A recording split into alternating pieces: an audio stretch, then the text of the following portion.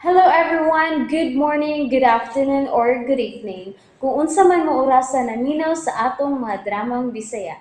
Gusto lang nako magpasalamat sa inyong pagpadayong pagsuporta o pagpadayong paminaw sa atong mga dramang makahilak, makalingaw o makainlove, especially sa atong YouTube channel sa Radyo Drama Bisaya.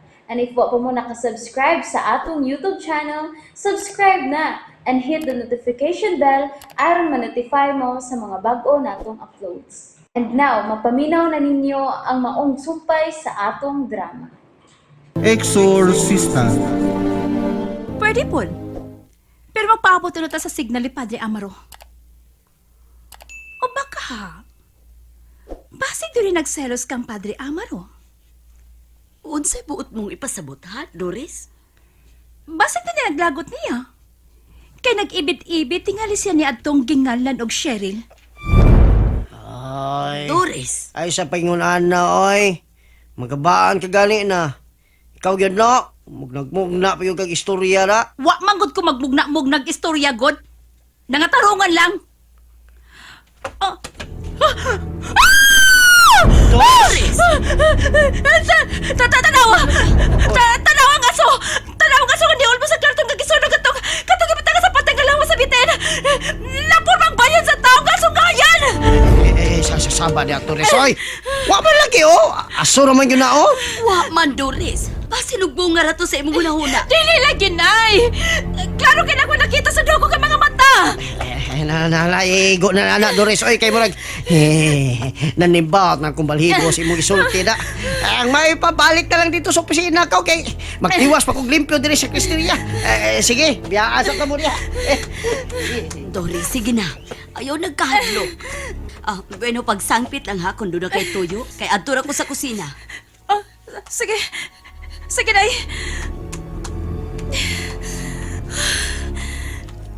Nga naman to. Klaro kaysa kung mga mata nga nahon madaw demonyong aso nga ni Ulbo. Klaro yung kaayo. Pero nga nung ako ramay nagkakita. Nga nung sila si nanay yung sino divino nga nung pa sila magkakita. Naunsa naman niyo eh. Kakuya mo na din na sa kumbento.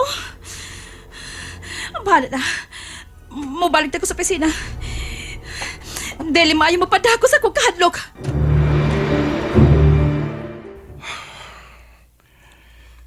Aturo ko si Doris sa opisina. Kaya doon ako ipapotokopy kikaning atong libro. Pinagi lamang ning libro. Kalabot sa occult. Ako masuta o kinsag yung kini si Franco. Si Father Amaro man din nagpadoon din eh. Og nagdasya ang libro. O unsam kayang tuyo?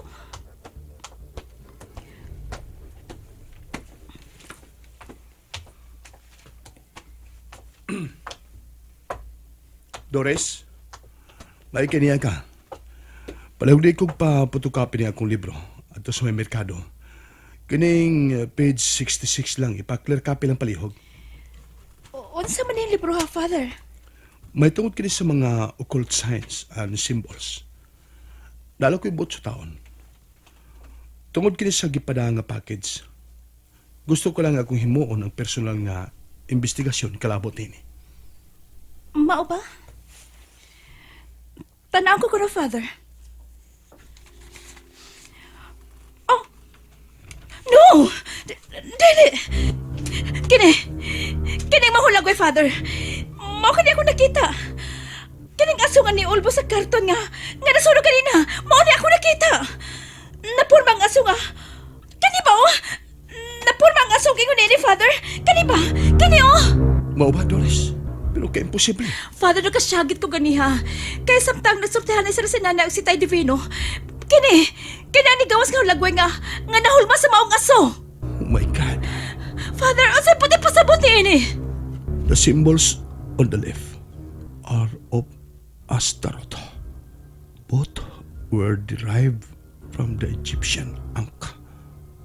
Doris, ang imo nakita, usa ka satanic symbol. Unsa? O niya, ngano ka tuman ang nagawas nga porma sa aso? Ngano man? Mo nang butang ang lisod kayong tukaron, Doris. Gitawag ka na og paranormal. Beyond sa bisan unsang normal. O gani, hangtod karon ang mga parapsychologists. Padayong nagtuki niini. Kaya doon ay mga butang nga beyond sa lisensya. Nasayod ko, nga daghan kay kag pangutana, Doris. Pero sige lang, ako lang niya ipasabot ni mga detalye niini. Kung doon na kita'y hustong panahon. Bueno, palihog kong pa-photocopy ni Ana. Kay kung way schedule karon, maadto ko sa Dakbayan. Kaya doon ako mahinungdanong pag-istoryahan ni Monsignor Bildad. Sige, Father. Ako ning ipa-photocopy. Karon-karon dayon. Sige, Doris. Kaya ako lang una maglingkod-lingkod din sa opisina samtang wa ka. O pagamping ka nun ay, Doris. Salamat, Father. Ato na ko. Ginoo, lamdagi ang taon ako. Ug padalip di ako gikan sa gahom sa mga dautan. Wa ko kasabot kung anong ingon-ini na mahinuon ang mga panghitabo sa kong kinabuhi. Wa. Buot ko lang unta nga mahimong magmalinahon. Ug kontento na ko sa kong kinabuhi din eh. Unta magmalinahon ako.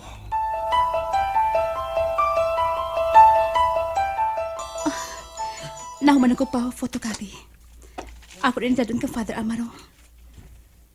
Yun na pa. Muhapit na ako sa may newspaper stand. Mupalit ko newspaper. Nang, papalitan ko pala yung newspaper. Narang bayad ng Sabi ng tindiraha, may ting-ting. Bahala ka diya. Ay, gusto. Masa ka di gawa sa luto, ha?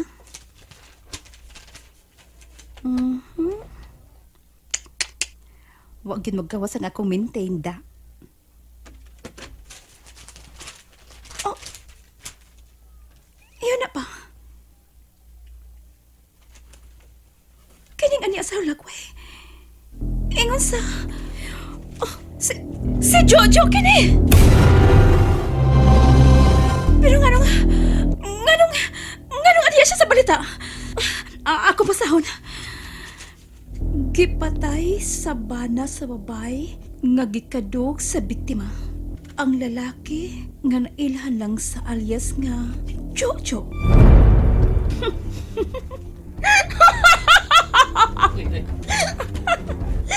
Mayra ni mong buanga ka.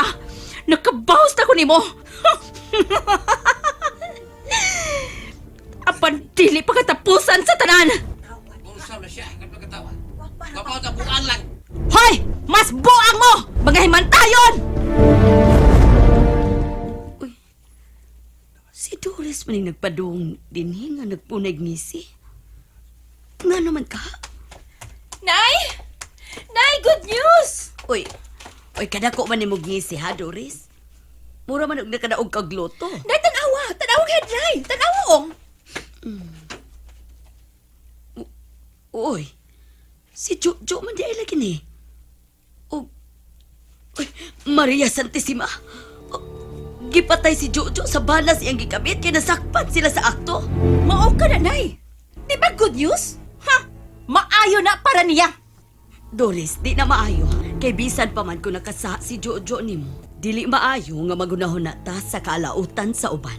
Dili ka na Kristohan nun, Doris. Ang buti mo, Nay! Nalipay naman ganit, ha? Imo sa kumpak gangon! Diya ka, Nay!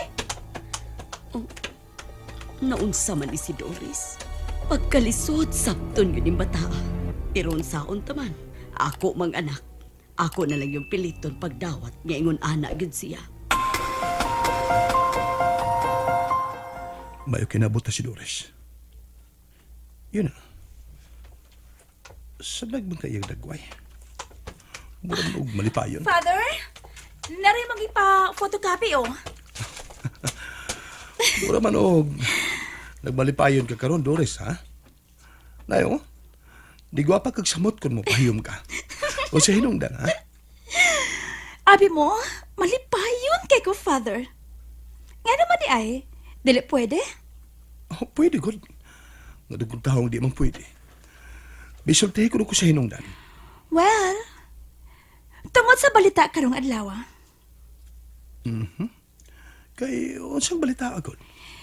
Palag kong basa ng tabloid, Father. Ame.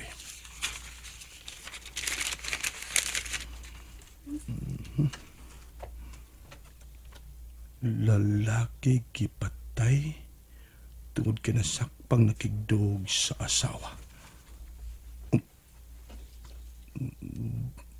Doris, may tungod ba niya og patay? O niya, anong nalipay ka man? Tungod kay ang maong lalaki, Father. Ang lalaking gipatay. Kanhina kong hinigugma. Nga nipasakit ka na kong hilabihan.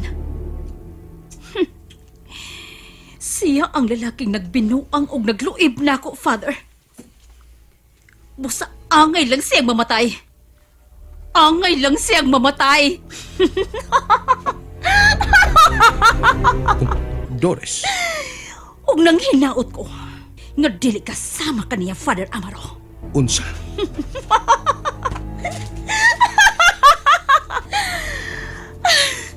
Bueno, Father, nanadiha ang akong gipa-photocopy. May man na bang mulagaw? Okay, sige, magkalakaw ka na.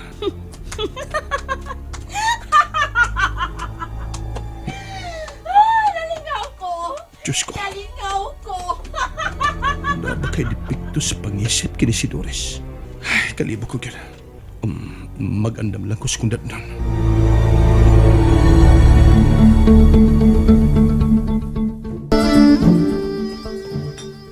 Unya, Padre. Mas may tingali nga mosumbong ta sa mga polis. Karon nga nasayra nimo nga si Franco ang nagbinuang nimo.